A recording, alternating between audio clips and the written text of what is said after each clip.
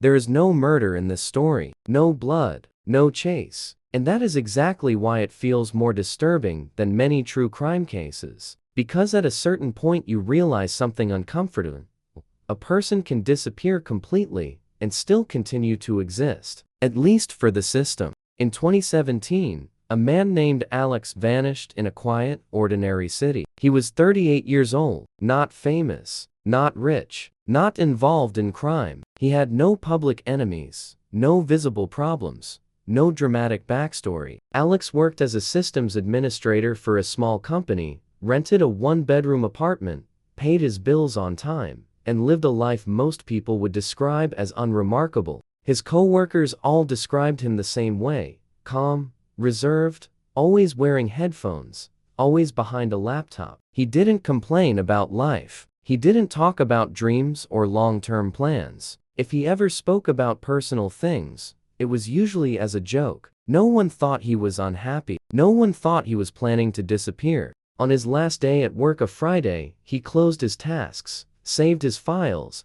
and just before leaving sent a short message to a coworker: "Tomorrow I'll finish it. If I don't reply, don't panic." At the time, it sounded casual, almost meaningless. No one paid attention to it. On Saturday, Alex didn't reply to messages. On Sunday, still nothing. On Monday, he didn't show up to work. His phone was switched off. By Tuesday, concern turned into alarm. The landlord was contacted, and the apartment door had to be forced open. Inside, everything looked normal. Too normal. No signs of a struggle. No mess. His passport was still there. Cash untouched. Clothes neatly arranged in the closet. On the desk sat his laptop, plugged in and charging. A mug in the sink. A toothbrush in the bathroom. It looked like someone had stepped out for a few minutes and never came back. Police opened an investigation, but quickly ran into nothing. The building's security cameras weren't working. Street cameras showed nothing unusual. Alex hadn't bought tickets, booked hotels, withdrawn large sums of money, or posted goodbye messages.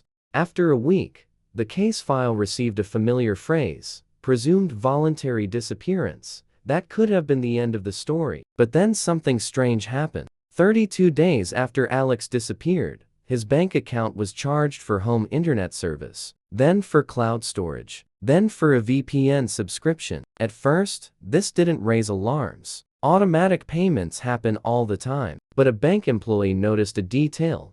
Each payment had been manually confirmed with a one-time code. Someone was actively approving them. The case was reopened. Police suspected fraud or stolen credentials, but checks showed no unauthorized access. All logins came from Alex's usual devices. Even more unsettling, the logins originated from the same IP address as before, from his apartment. That was a problem, because Alex's laptop was officially registered as evidence and had been sealed. It wasn't supposed to go online, but it did. When digital forensic experts performed a deeper analysis, they found a folder on the hard drive that hadn't been examined before. Its name was simple: "If I'm Gone." The creation date was 3 months before Alex disappeared. Inside were no personal photos, no emotional letters. There were instructions, scripts, schedules, carefully written technical files. Alex had set up remote access, backup connections, and automated systems capable of confirming transactions and maintaining online activity. He had built a digital mechanism designed to function without him. He hadn't disappeared impulsively. He had prepared. The last file in the folder was called Reason Text. It contained a single sentence: "I'm tired of being alive, but I don't want to be dead."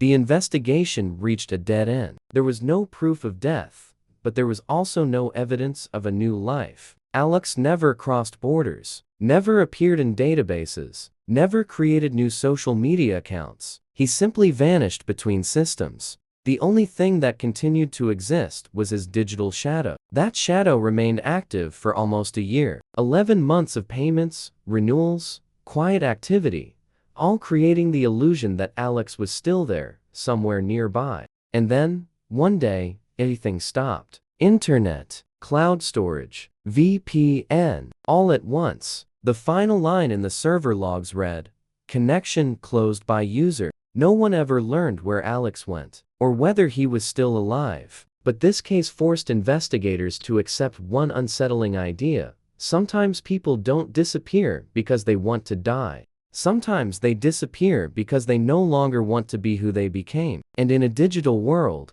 that kind of disappearance is easier than we think.